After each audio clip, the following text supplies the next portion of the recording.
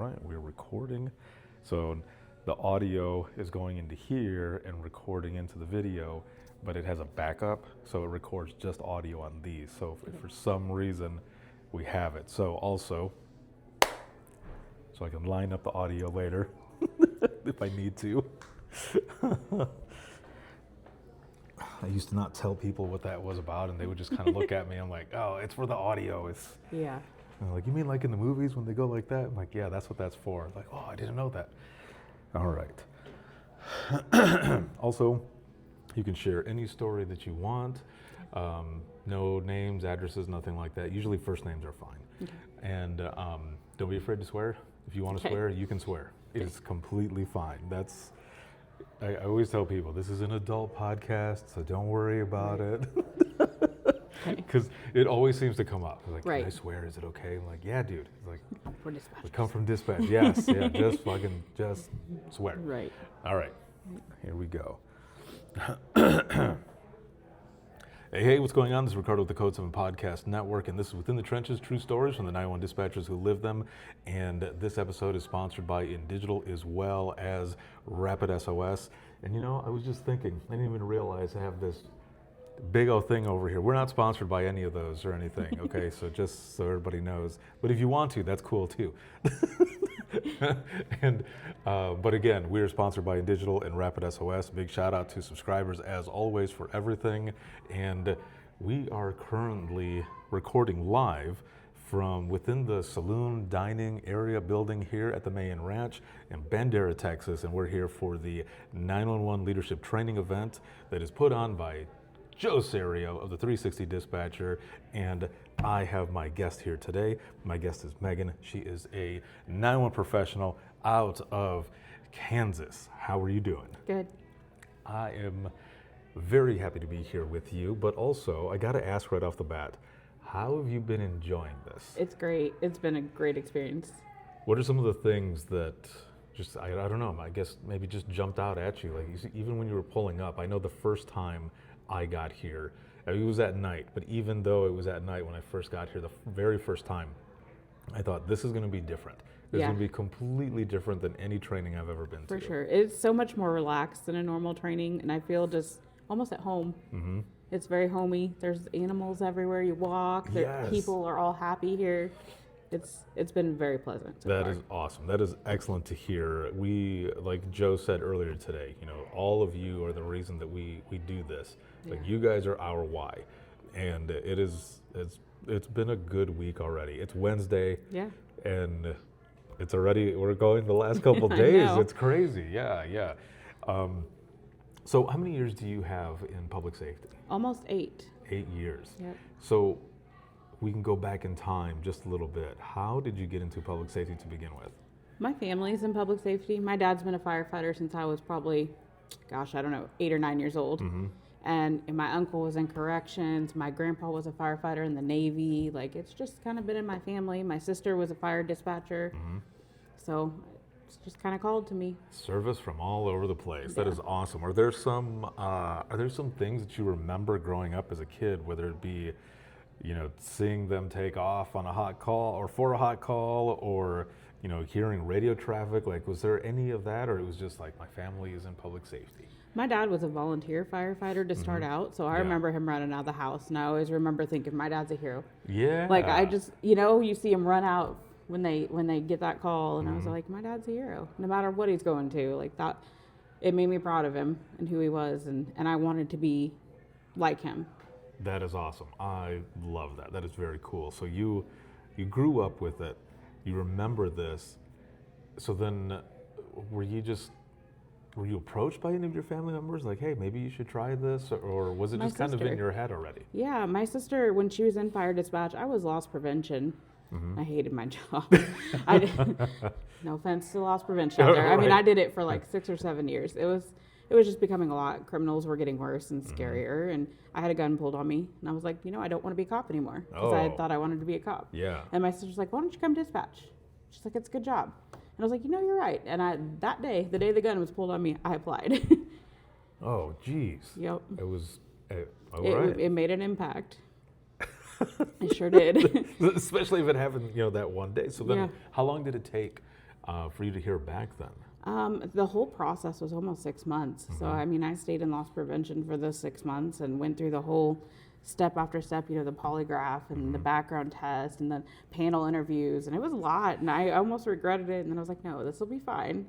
And I got through. Wow. Actually, I got 3 agencies that contacted me almost right at the same time. Oh, no way. Yeah. So, okay, hold on a minute. So did you applied at 3 different ones or just the one? I sure did. All 3. I was done with loss prevention. I was like, I'm going to get somewhere, wherever it is. I mean, that's got to say a lot, though, that all 3 called. Yeah. I actually passed all 3 of their tests. It was pretty crazy. And then I had to make a decision. I was like, do I want to be in Missouri or do I want to be in Kansas? Because they're both right next to each other, and I applied at both. So, but I decided, my sister's over here. I want to be with her. Nice. So, and you've been with the same agency for the whole time then? No, I was with that first agency for almost 4 years, and then I've been at another agency for almost 4 years. Nice.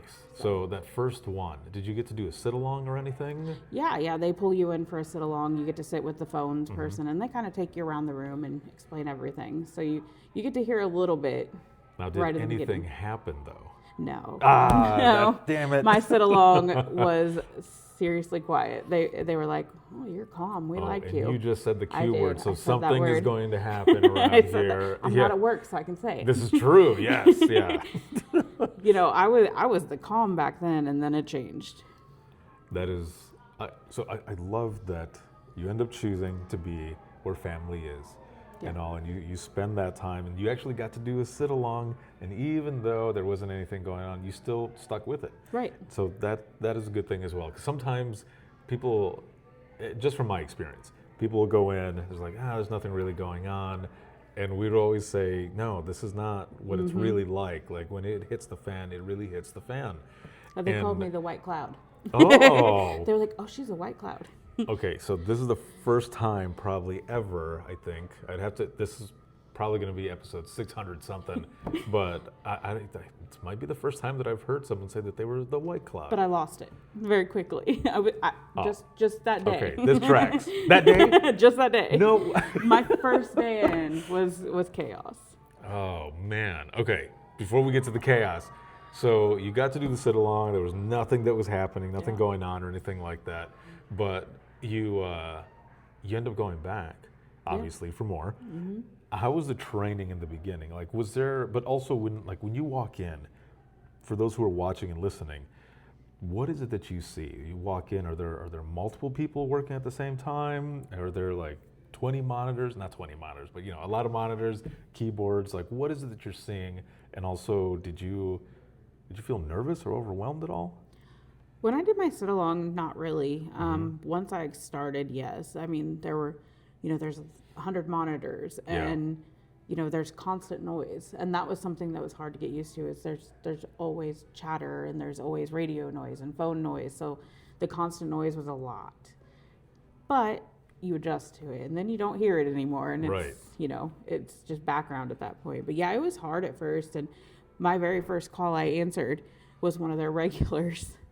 That has mental problems, and he cut his wrist while he was on the phone with me, and I was just like, deer in headlights. I hadn't really experienced something like that, and my trainer was like, oh, you're not a white cloud. And I was like, almost like, what do I do? And she kind of worked me through it. She obviously was right there with me, but I was just like, okay, we're going in, like, this is it. And then, it progressed from there. So, I mean, I got that was my very first call I answered.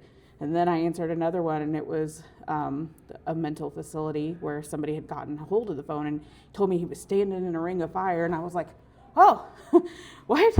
And she laughed at me because I was gullible at that moment. Yeah, of course. And so I had to learn. It was a big learning experience. Yeah, but also you never know. Like, right. Someone could be. That could be. Yeah, someone could be saying that. I mean, it's 911. Anything can happen in 911. So that's why, we're always like, you got to take every single call, no matter how outrageous it sounds. Like it's real. Like something is going on.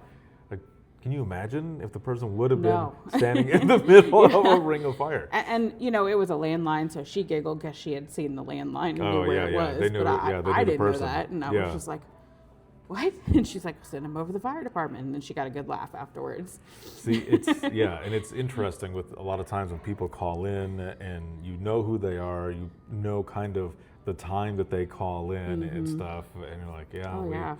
you know, some of this happens. And I think what's good as well with some of those calls is that if you don't know, and I had something similar where there was a lady who called, she was in a trailer park, and I had never spoken to her before, and I was newer at this agency, and she was screaming that there were two guys who were trying to get into her trailer, and we're like, so we have to remain calm, right? Right. But in the back of my mind, I'm freaking out Yeah. for this lady, and because obviously she's freaking out too, and so I've got everybody heading out there, and it was just at shift change. So the sergeant who was getting ready to leave, he tells us, like, Central, go to secondary, which is where, for us, at least our channel, our secondary channels, where we would give extra information. Right. And so he tells us to go over there, and I'm talking to the lady who's freaking out, and she, before the sergeant, because the other ear is listening for what the sergeant's going to Right. say, but before he ends up saying something, I hear her say, they're getting into the house right now. So I'm typing this in the narrative, and my heart is just pounding, like, please get there. And I said, where are they? The front door still, right? And she goes, no, they haven't been trying to get through the front door. And I said, okay, was it the back door then instead? And in my head, I'm like, did I miss this? Right. And she goes, no, they've got chainsaws and they're trying to get up from underneath through the living room. Hold up. Like, I'm sorry, ma'am. Like, wait a minute. And so she was like, she was making noises. Like, not the chainsaw noise or anything, but you could hear her like pounding. Yeah. Like something was pounding, but it ended up being her. Right. So a little bit after that, the sergeant tells us, you know, she has some mental issues. Yeah. So I'll head over there as well. I know the family, I know her, and so that was a good thing for him being there because he knew her and he knew the family. It was easier to de-escalate the whole thing. Right. But like you, I had never talked to this person before. Yeah. I didn't know what was going on. And after that specific incident, we ended up putting in our in-house computer her name, family, phone numbers, and the issues and stuff, so that when they would call in, there would be a flag that would come up so that we Right. would know. So yeah, so like you, I feel you. Yeah. It's, If you don't know any better, it's like right. that initial panic. It's pretty crazy. Yeah. So you end up going from the white cloud to now To not. to not, kind of a little bit of a magnet maybe Yes, in the beginning. I had that name. Oh. I my captain joked all the time over there that she was going to make me a plaque that said shit magnet. Nice. I was that person, but I could handle it. And Yeah. that was the only point she made. She's like, but Yeah. you handle it well. Right, And exactly. that's all that matters.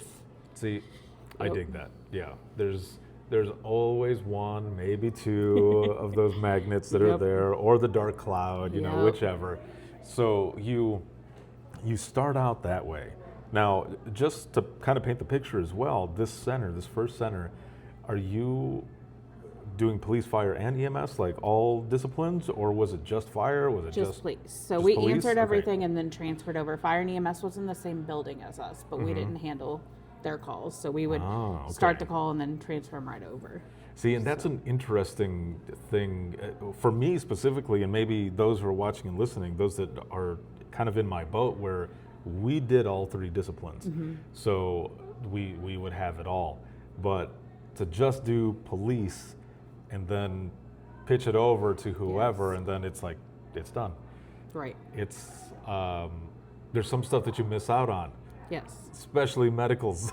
And you know, I went for 6 months and I worked at Fire and Medical for a county out in Kansas, and I was Yeah. like, nope, this isn't for me. And I went right back to just a police only. Yeah. So I have dabbled in it, but it was not for me. So did you feel, though, as you were going through all of that in the beginning, that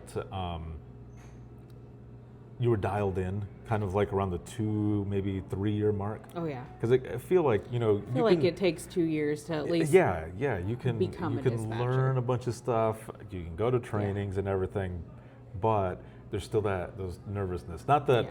not that we don't get nervous with Right. other calls or anything, but you really feel like you're dialed in. Yeah. Do you feel like there was a moment at all where, in the beginning, or maybe even when you went to your next agency that you've been at for these last 4 years and stuff, something that happened that maybe you can pinpoint that it solidified that you were in the right place, like you were doing Yeah. what you're meant to do, I guess. I would say I had a lot. So I was in a pretty high crime agency my first several years, and I experienced almost all of it. I would say. I mean, my third weekend on training, we had an officer involved and 2 deputies got killed. So I mean, it was harsh.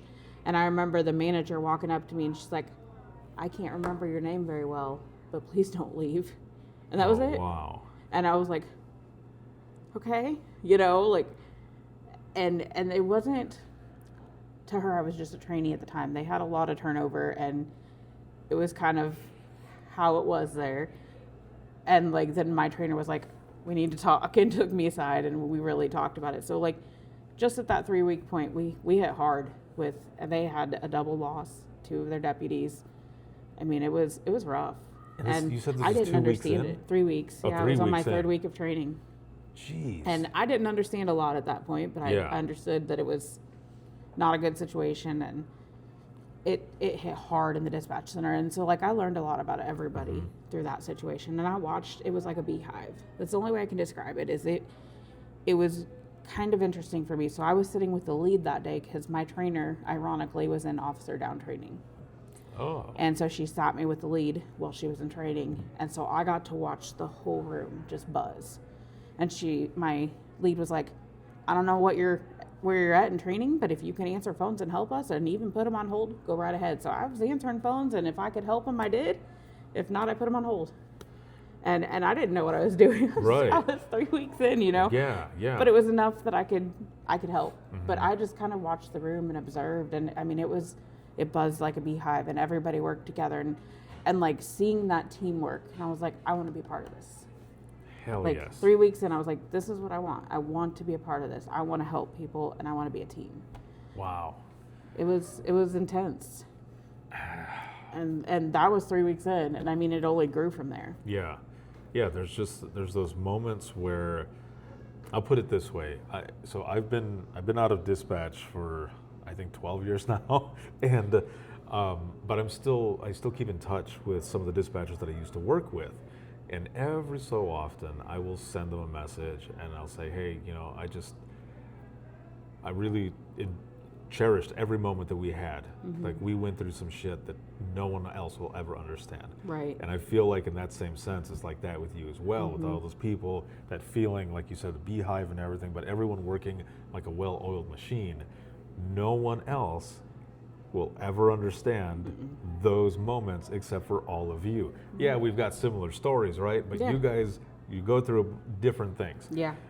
I And I mean, not everybody in that room gets along. They're not all friends. They're not all, but at that moment you do. Right. It doesn't matter. Nothing matters but doing your job. Exactly. And that to me was like, okay, you know, I've heard this person chat, or I've heard this, but it didn't matter at that moment. And that's what I liked. Is Yeah. It's you were a team no matter what. coming together. It's like that kind of grounded foundation of camaraderie that's there, because you all want everyone to go home Yeah. as safe as We possible. all have the same goal. Yeah. Sometimes the result might not be what you want, right? But you were there for each other and there for those out in the field, or your caller, or whichever. Oh man, you really jumped into Yeah, to I jumped in dispatch. hard, hard and Jeez. fast.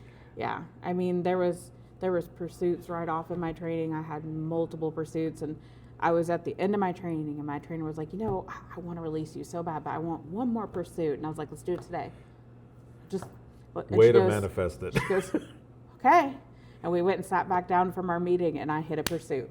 I mean, just like that. It was a workplace that called. They said, "We have a disgruntled employee. We're worried he's going to show back up. He's made threats." So our officers kind of sitting like, you know, here's the building, and they were kind of sitting off here, and this guy just rammed my officer. They hadn't even made contact with him. This guy was so angry that he got fired. He rammed my officer, and it was an officer in training at that. What? With his trainer. And I was like, all right, trainer, like, this is going to go. And he chased him all the way across state line into Missouri. and he was throwing stuff out of the car, and it was like and my trainer was standing up away from me, and she was like, "You're doing this," and it was like a 25-minute pursuit, which is long if you know. Oh, for You sure. know, that was a big pursuit, and I did Yeah. it all by myself. And as soon as we were done, and they caught him, and like we unpatched and all of that, like the whole room roared, and I was just like, "This is so cool," you know. And Yeah. she's like, "You're released." That was it. Damn. It was so cool. That is amazing. It was a proud moment. I was like, she was like, "Be proud of yourself." She was like, "That was a huge pursuit, and you did it all by yourself." It's So, it was well cool. done. Yeah. Well done. That is excellent because sometimes those are short ones, right? Just Mm-hmm. as intense and everything, but for a 25-minute one, and because Yeah. for those who are watching and listening that are not in public safety, there's a lot of people in the general public that watch and Right. listen to this as well. When you're doing a pursuit, like some officers are different, but and some dispatch centers are different as well. But at least for mine, when they're chasing and you're the main person on the radio, you're repeating the Yes. traffic from the officer that's doing the main chase. And I mean, I would say probably mine, one of my longest ones was maybe 5 minutes, 10 minutes at the Right. most. But for 25 minutes, It was and to long. be listening, And 'cause here's the multiple thing, agencies involved. Yeah, you're listening to the radio, but you're listening to everybody else, and anybody else who keys up or something like that. You might even be getting some MCT messages on your computer Right. with people saying, get this or that or whichever. But for Yeah. you, your main focus is the person who's in pursuit, Right. and everything they say, cross streets, southbound on this or northbound on that or whichever, you're Speeds, repeating yeah. it. Yes, the speeds. Throwing stuff out here, you know. I'll never forget. It was the funniest thing. So Kansas City, Missouri got in with us to back us up, and the officer goes, "He's flipping me the bird," and I was like, "Do I type that? I'm gonna type it in." Yeah, It was yeah. the funniest thing. It just, it was. I'll never forget that. It was one of my longest pursuits I ever had, and I was a trainee, and it completed my training. That is awesome. It was cool. It's a little bit of the comic relief in an intense situation, and we don't think about it sometimes, but sometimes we need that little bit. Yeah. To be like, okay, back to it. Yeah. Back at it. Yeah. It's just that split second of humor, and then you just Yeah. continue going. Yep, it was funny. I was just like, I'm gonna type it in there. And what I love about that too is that I used to do the same thing. Like if whatever call it was that I was taking, and someone was just swearing up a storm, as they're explaining, I would type it all in there. Quotation marks. And some of the supervisors, the other supervisors, they would say, "Why do you put everything in there like that?" And I'm like, well, it's not to see if the radio person will trip up and read it. It's just because it's kind of funny to me, but also, and this was my excuse, I would say, what if it goes to court? Yeah, They're it's going to want to know. documentation. Yeah, exactly. Yeah. It's documentation. Yep. They're going to want to know. And they're like, okay, loophole. I'm like, yep, loophole. I put everything in quotation marks. Exactly, yeah. Not for I'm me. just doing my job. Yeah. Like, I'm doing what I'm supposed to be doing. Yep. For sure. So when you left that first center, you said you were there for 4 years. Mm-hmm. You've been at this other one going on 4 years as well now. And so when you switched, was this new center just police as well? Yes. Oh. So I did the 6 okay. months in between these Yeah. two of just EMS and fire, Mm-hmm. and it was just not for me. And I was 6 months in. I was close to finishing training, and I was like, can't do this. Yeah. It's just not for me. It was a lot of CPR and a Mm-hmm. lot of just, it felt like pure sadness to me. And I couldn't take away from that and be happy. So I was like, I need to go back to police. I need my crazy police side. Yeah. It sounds different, but like I couldn't do the medical side. It was not for me. So Yeah. I went right back to we're police only. I mean, we answer the medical calls, we transfer over. We stay on with them a lot of times, especially if it's like an overdose or somebody that's not breathing, but we don't dispatch fire and medical. So I always liked police as well, especially on radios, any of those calls that would come in. But I could do me some fire. I could do medicals. I wouldn't say medicals were my favorite because, as you said, and that's a good way to put it. There is a lot of sadness with that. Whether it be, someone wakes up and they find a loved one who's passed away. yeah. Do you It's think that they're special people. beyond? I mean, it takes special Yeah. people to deal. And I got to deliver a baby while I was over there, so it was really cool. Oh, that's awesome. It was breech, and it was like her Even a sixth breech baby. one. It was her sixth baby, and she woke up in the middle of the night, foot out. And That's got to be the it was weirdest thing. so I cool. can't even imagine. I mean, I love that part. I was like, I got to deliver a baby, and like some of the dispatchers, they were like, we haven't done that our whole career, and I was like, I guess I just tracked it all. Yeah, and but- you're like, all right, later, I'm going to Yeah. another one. Peace out. Did my goal. Yes. So it was pretty cool. I actually had two babies. I had that one and one in a car. And it What? popped out right as I was answering, and we were. It was interesting. I was like, but See, still wasn't for me. that is really cool because that is something that you will always have with you as Oh, well. yeah. You're like, mark it off on my Yeah, bingo yeah. card. Like, I got that as That's well. right. Yes. So you end up doing that, and really quick. Let me finish this part though. Yeah, the medical piece. Those were one of the hardest calls though, because he's just like a mom or a dad, whichever parent, who is freaking out because their kid is choking. And then Yeah. you got to help them, of course, with the Heimlich and everything else that's going on. And I've said this story before, but it's one that just always sticks with me. This mom called hysterical, just freaking out because her kid is choking, which, granted, she should be freaking out, right? Yeah. But Oh, yeah, I had this. I'm helping her, but what I hear is, The back blows. yeah, the back blows, and I'm like, no, makes me ma'am, cringe. like, don't do that.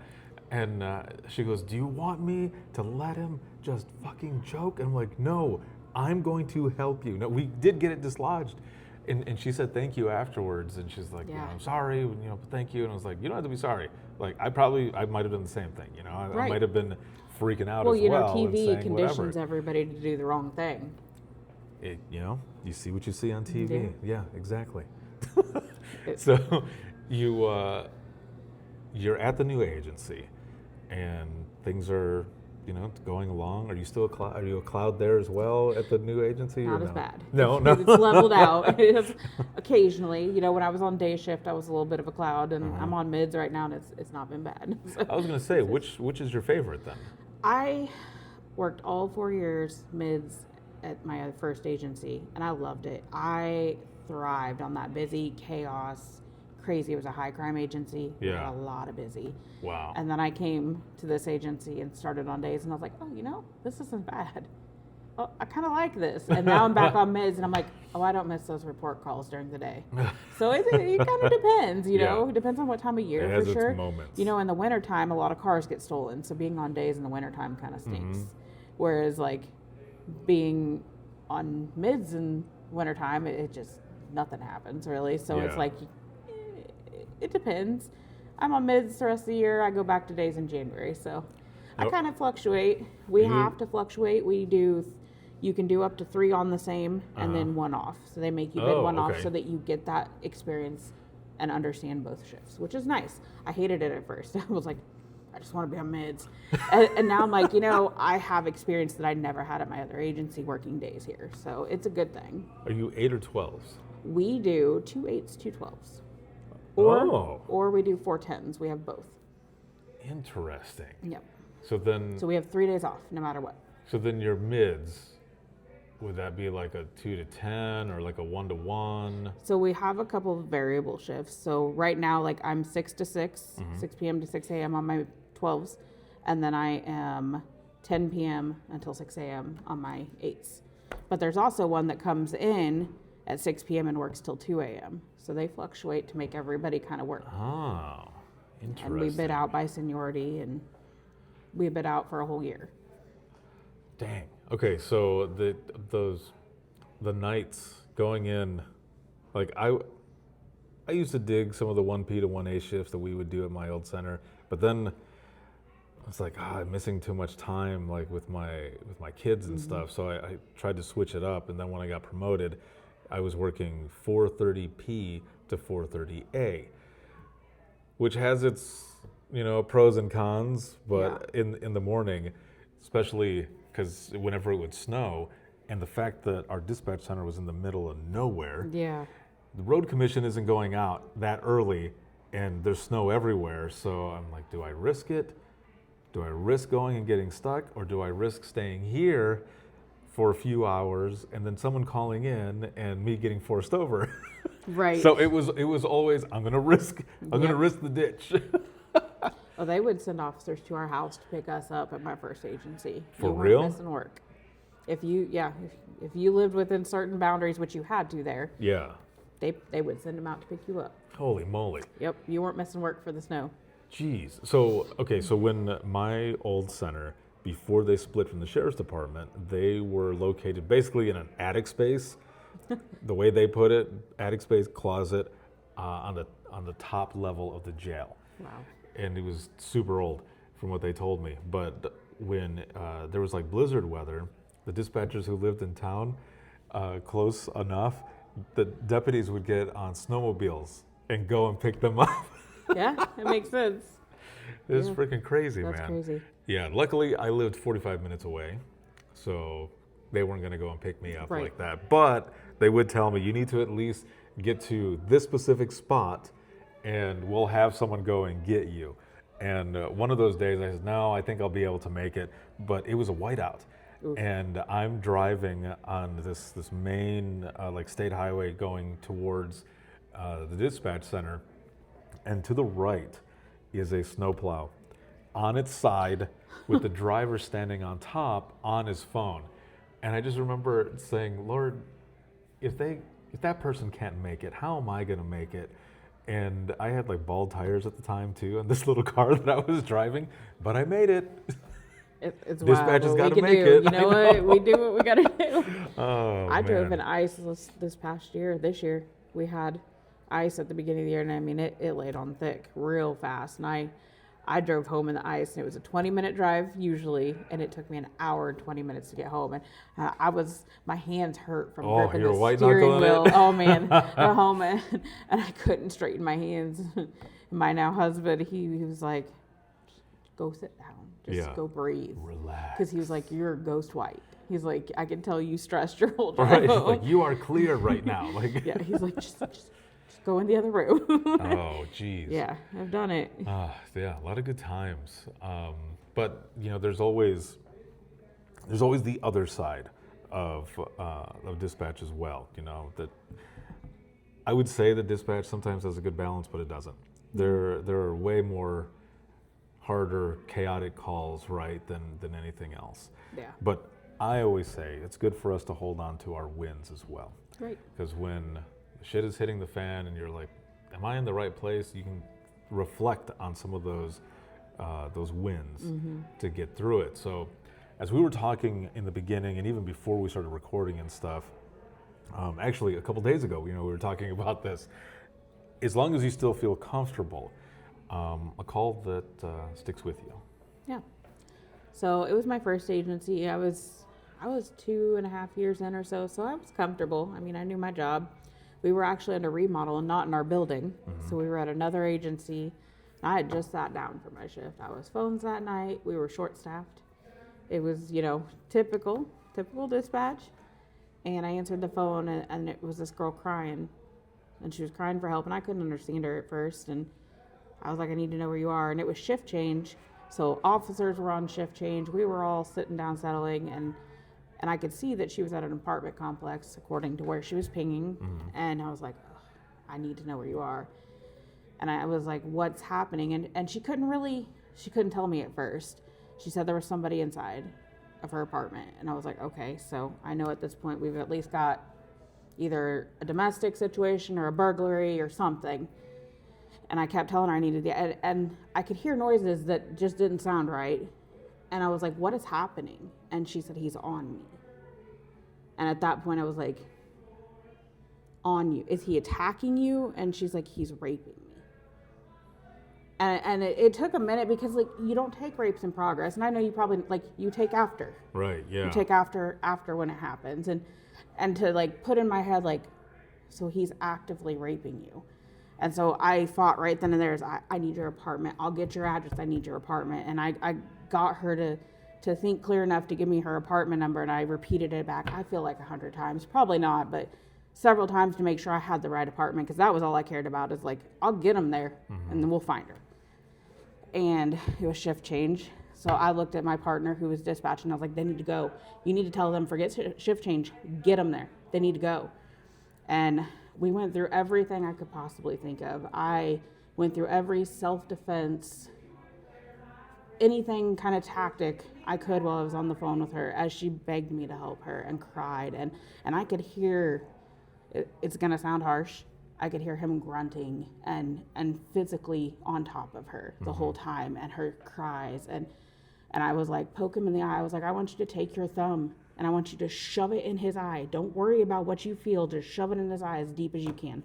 Didn't work. I was like, kick him in the balls with your knee. Like, hit him with your knee. Yeah. And like, you know, giving her everything I could think of to fight him off. Well, it turns out he was on PCP. So if you know anything about PCP, it makes you non-human strong. Right. So there was no way she was going to get him off of her at this point. And I was trying, okay, what do I need here? Like, so I was like, okay, describe him to me, because God forbid he runs. I want to at least know what, well, he came in naked.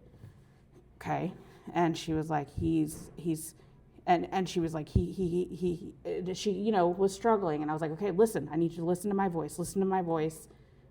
I've got so much help on the way to you. I was like, they're coming as quick as they can, I promise. I know this feels like forever. I need to know what he looks like. And so she described him. And, you know, the whole time he's still doing this. I mean, and I could hear it. And hearing that was so hard. And to not lose my focus, because I felt like I was there with her. I wasn't. And I felt helpless. And that's the most helpless I've ever felt on a call. Because, you know, we help people. That's what we do. Right. And I'm like, I can't help this girl. And I had to, like, refocus after the fact. I did help her.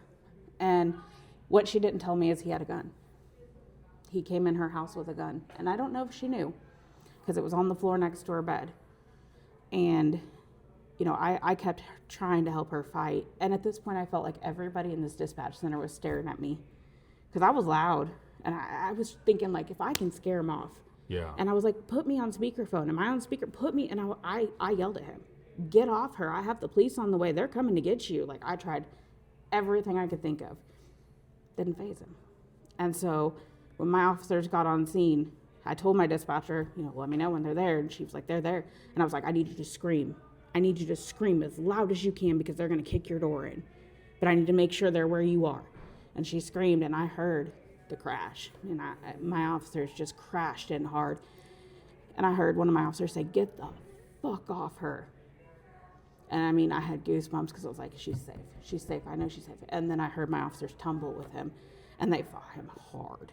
And I think it took about 6 officers to fight him. And I heard my officer yell, there's a gun. And I was like, oh my God, there's a gun.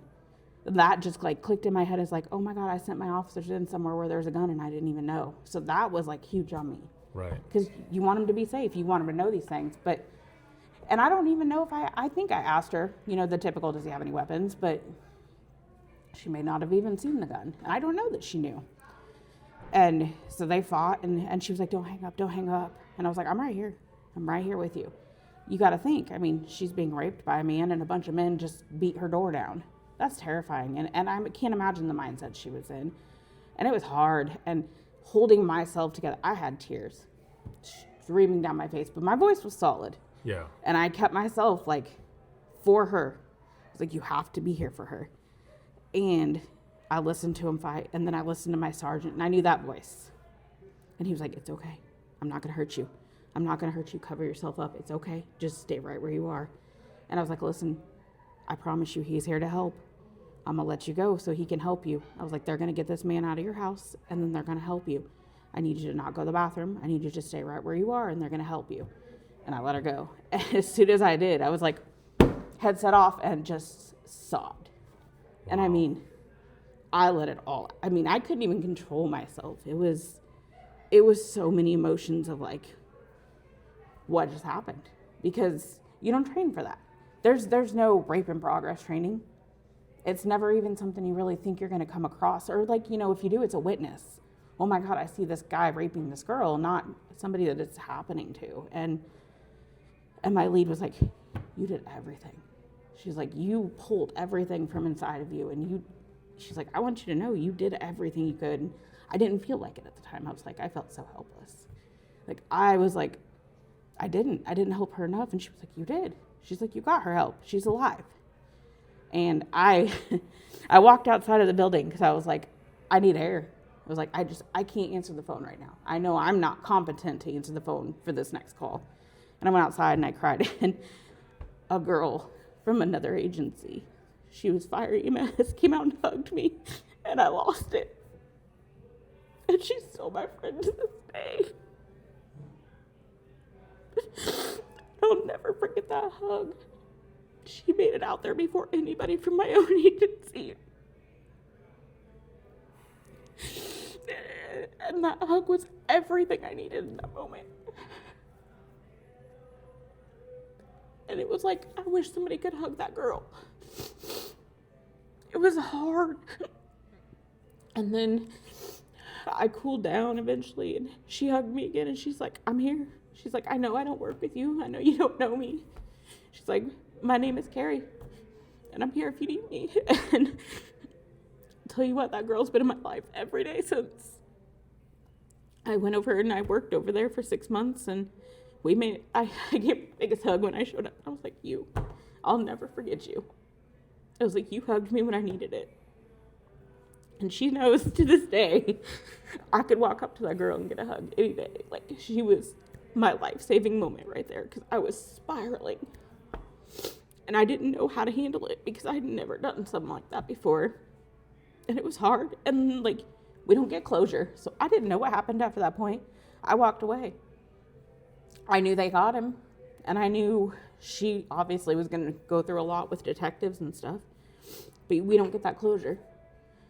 And they called the supervisor, obviously, because this was a big situation. And they brought up our emotional support puppy, and it licked the tears off my face. I remember that puppy was just all over me, licking the tears right off my face. And I loved on that puppy and sat on the floor and cried.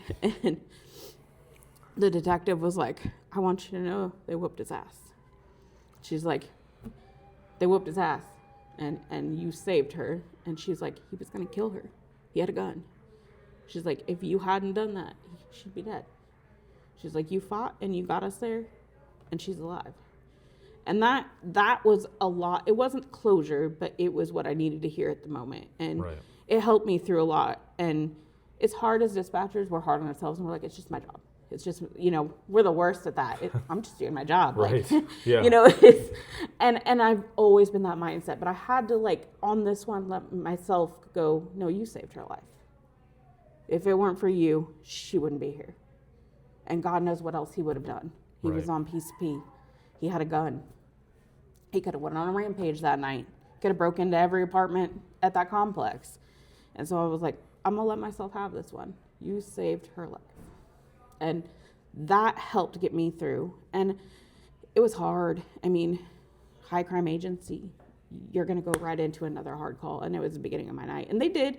They were like, if you need to go home. And I was like, oh, no, we're shorthanded. Like, I'll go back in. Just give me like an hour to cry it out and I'll be okay. Yeah. And I did. I sat with my supervisor and the puppy and the detective. And I think I cried probably 3 more times that night, just randomly. I mean, it just kind of hits you as a roller coaster. Right. And it was hard. I mean, I was single. I lived by myself. I had family close, but, it was just hard. And I was freshly dating my now husband. And he was like trying to be supportive as he can, but we didn't know each other that well. And he was great support. And my lead that night, I love her to death. We still talk, even though I don't work for that agency anymore. And she was very supportive, as she could be, but we were busy, and it was what it was. But it was rough. And luckily COVID hit, and I had a 10-day break because I was exposed. And and I'll tell you what, I sat in silence for 10 days, off and on. I hardly ate. Every time I slept, I heard her cry. And it was hard. I heard her cries for years in my sleep. And I don't anymore, so I've dealt with it and processed it, but I don't think I'll ever forget it. I'll never forget the sound of her voice begging me for help. I'll never forget his awful noises in the background, the noises of my officers, me being scared for their lives. You don't typically hear them fighting because, they'll come on the radio, we're fighting one. Unless their mic keys up, you don't typically hear that, but I heard it all. And so it was just levels of processing a horrible call. And it was hard. it was hard, and I held it in until I emailed you. I held it in. I mean, I had talked about it with, my husband, and the girls at work all knew, and maybe I talked about it with a family member like my sister and my dad. My dad's a firefighter. He gets it. And I cried to him so hard. And he was like, I don't know how to help you with this, but I'm here. He's like, I don't deal with that. Maybe the after effects, but I'm here. So it was hard, and I held it in. And then I seen your I-911, and I read through them. And I'm like, I'm the right one. Because I feel like that's worthy of being on there. Yeah. Anything is, honestly. We deal with a lot, and everything affects everybody differently. But that was my demon call. And I hope I never have to do one again, but if I do, I know I can handle it. Oh man. It's hard. I'm thank you right off the bat for not only what you do, but also for sharing this story. And just having the courage to be able to do it as well, because I'm a firm believer that a lot of our stories end up becoming someone else's inspiration. And whether you are a trainer now or you become a trainer later or whichever, and someone else deals with something like that, you'd be able to tell them, you know what, I know how you feel, because I was there at one time as well. This is how I processed it. And I'm glad that you had a good support system, and that you had a puppy that you could Hey, that was everything in that moment. that you could love on as well. Yeah. It's amazing. A lot of times when you hear some folks when they're talking about their ESAs or emotional support animals that they have there, and sometimes people might hear it and be like, what does that actually help? It helps a lot, man. Yeah, that center has 2 of those emotional support dogs, and they were just puppies in training at that time. They just got them, and I mean, it was magical that they had gotten them right before that happened, because it made a difference. And I mean, I had my puppies at home. I had a dog and a cat, and well, man, they were glued to me for those 10 days I was home on quarantine. They knew. Yeah. And I will say every dispatcher should have an animal, unless you're allergic or something. Right, yeah. Because they know. I Yeah. can come home from a hard day at work, and my cats just know. They rub on me, or my dog just looks at me and he's like, I'll bring you a ball.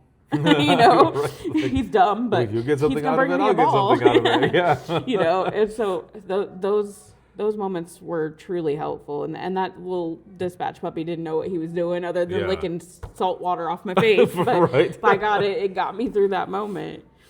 Yeah, I'm really glad that you had that support system, because there are some places out there that they don't have anything like that. So did you guys have any type of, I don't know, maybe debriefing on that, or it was just you've gone through it, you're process it the best that you can, and you just move on? Unfortunately, at that time with that agency, dispatch was not included in anything. And they really didn't have good peer support either. I mean, you had like the big regional number that you could call, but they really had poor peer support. And I know I talked to my captain about it at the point, because I was like, this was a big mental toll on me. And she offered me to go talk to our psychiatrist, which is great. Yeah. I didn't go. I was like, I'm fine. Was I? No, not even close. Like I was, and I'll fully admit it. I was mentally not okay for a while. And it wasn't like suicide tendencies or anything like that. It was just, I didn't know how to process this. Yeah. So should I have been forced to go to that session? Yeah. Should I have had someone checking in on me even though it would have annoyed me? Yeah. So we talked about that. And from what I've heard, that agency's a lot better now. They include dispatchers in their debriefs, and That's good. and they have more peer support, and they have those dogs still that they bring in all the time. So they have improved since then. Was it the greatest at that time? No. And I got myself through it. I will say I relied heavily on myself and a few very close friends, including my lead that night. She was wonderful. She made sure I thought I was okay. And she still checks on me to this day. I'm not there anymore, and we still check on each other. So I had a support system, but if somebody didn't, I can imagine how hard that would be. Right.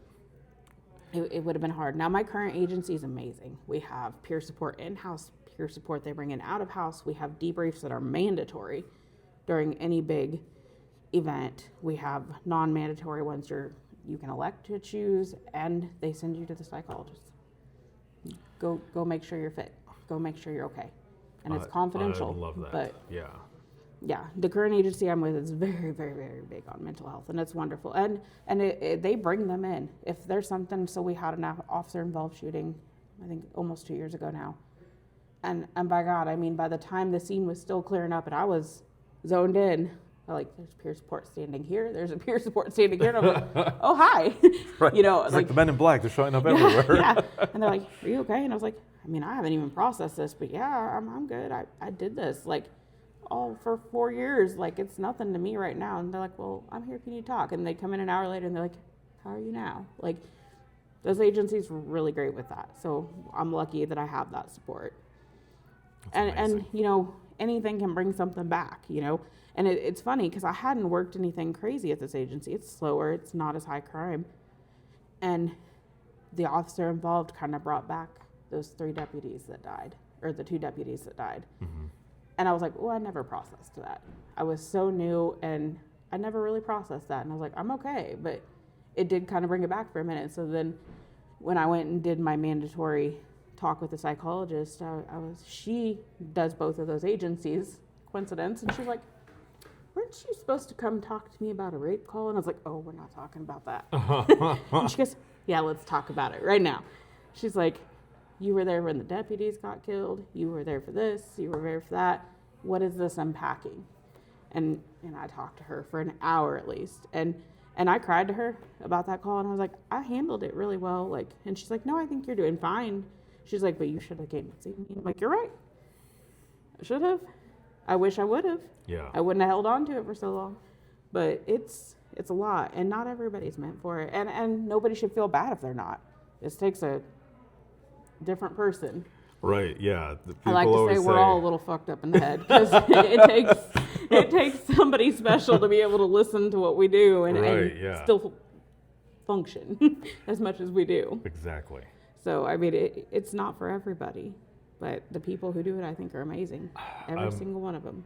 I fully agree, yes. And again, I'm just glad that you had some form of support there and just everything that was going on. It's amazing. I've got 2 questions left for you as we're going into kind of the wrap up of this, which has been phenomenal to be here with you and to hear your story and just to learn more about you and the things that you've gone through, your experience, just all of it. What are some things that have been, I guess, rewarding, you know, out of this profession, or something that you're proud of? I would say very recently we had a teenager at a gas station. A guy dropped on his bike, just on the ground. And, you know, she ran over and I got her to get attention and CPR was started and he was saved. And we got to recognize her and it was the coolest thing. The city gave her a Lifesaver Award and she got another award from like the doctor from the hospital nominated her. And like, she was like, you know, maybe I'll dispatch one day. And I was like, there you go. Oh, I was like, goosebumps. But like those kind of happy moments of like, she was like, you were calm and you kept me calm. She's like, I was freaking out, but I was calm. And it's funny enough, that girl that gave me that hug was the other dispatcher on the other side that gave her CPR instructions. So we work for the same county. What? And so like, we got to go give her an award together, and I got one of those big hugs. And, you know, it's just little things like that, like those happy moments of like you made an impact in someone's life. You know, there was a guy who was carrying a mirror inside of his house, and it broke and went through his arm, and it cut his artery. Jeez. And the medical side of me that worked for 6 months doing it was like, oh my God, he's bleeding out. And his wife was a nurse, but you can't nurse your own, you know, just like us. Mm-hmm. I freak out in my own situations. I'm calm for you, right, but not for me. Right, yeah. And so I think we all go through something like that, yeah. Yeah, and I was like, hey. And she's like, oh. And I kind of snapped her back. And I was like, you need to tie his arm. And I was waiting for medical to connect at this point. And she tied off his arm. And I had gotten on the channel, the radio channel. And apparently my voice changes when I'm serious. My officers know that about me. And one of the officers was like, man, I was up there going pee at the station, and I heard this call, and it's right here from our station. He goes, and the way your voice changed, I said, this man's gonna die. He goes, and I was like, all right, break's over. And he went to the call and he put a tourniquet on him and saved his life. Wow. The surgeon said, had he bled out anymore, he'd be dead. And he was like, your voice told me I had to go. And I was like, oh, like I didn't expect that at all. And Yeah. and this man wanted to meet us, so I got to meet him, and that was pretty cool. And I don't usually want to meet calls, you know. I like being behind the scenes, and it was pretty cool though. He was like, my wife said to tell you thank you. He's like, Wow. you were harsh, but she needed it. It was like, I just mom voiced her. It's Right. fine. Yes. Yeah. So like those kind of moments are rewarding. Is like when you get those good guy letters. When somebody was like, you were my calm, like I'm like, that's what I'm supposed to be. But it makes you feel good. I've gotten those a few different times where somebody wrote in and they're like, this person helped me be calm in this awful situation. So those are my moments. That's amazing. That's what keeps me going. Be proud of that. Those are exactly those good moments where, like I was saying earlier, you know, you've got all of these crap calls that can happen. But you think about those moments, you're like, this is why I'm here. This is my why. This is my reason. Going into the wrap up of this, one last question for you. You've been in public safety now 8 years. You've experienced a ton in these 8 years. If you could go back in time to talk to yourself in the beginning of your career, now, this isn't to change anything because we go through a lot to be where we're at today, right? Whatever lessons we may have learned. But if you could go back in time to talk to yourself in the beginning, what would you tell yourself? Be prepared for anything all the time. Because I had to learn that the hard way. You know, you get relaxed in dispatch and you're kicked back and then something happens, you know. It was more of like, anything can be anything. You know, I had a noise complaint that turned into an armed disturbance with an officer. So I think make sure you're prepared for anything to happen at all times. Perfect. Thank you. Yeah. So very much for being on, for sharing your story, for what you do. Thank you very much. This has been amazing. It's been an honor to have you on. Thank you. So for those who are watching and listening, if you have any comments, questions, you ever want to be a guest on the show, the easiest way to do all of this is to simply go to links.co/IM911, and that is links with 2 I's.co/IM911. You'll find everything there. Email, social media, where to follow, where to hear the latest episodes of Within the Trenches podcast, as well as the Imagine Listening podcast, where you can find the free link for the Trenches community, where I have over 200 hours of free continuing education for 911 professionals. You can check it all out there. Once again, it is links with 2 I's.co/IM911. This episode has been sponsored by InDigital as well as Rapid SOS. Shout out to subscribers as always. And this can be seen on Facebook, YouTube, as well as X and LinkedIn Live. There are clips on Facebook Reels, Instagram Reels, as well as TikTok. And then you can listen to the audio 24/7 on Apple Podcasts, iHeartRadio, Spotify, your favorite podcasting app, and withinthetrenches.net. Have a good one, everyone, and we will see you all in the next one. It's a lot of shit I have to say at the end. It is. And scene. So the one button that you had pressed, you can just press it once. There you go.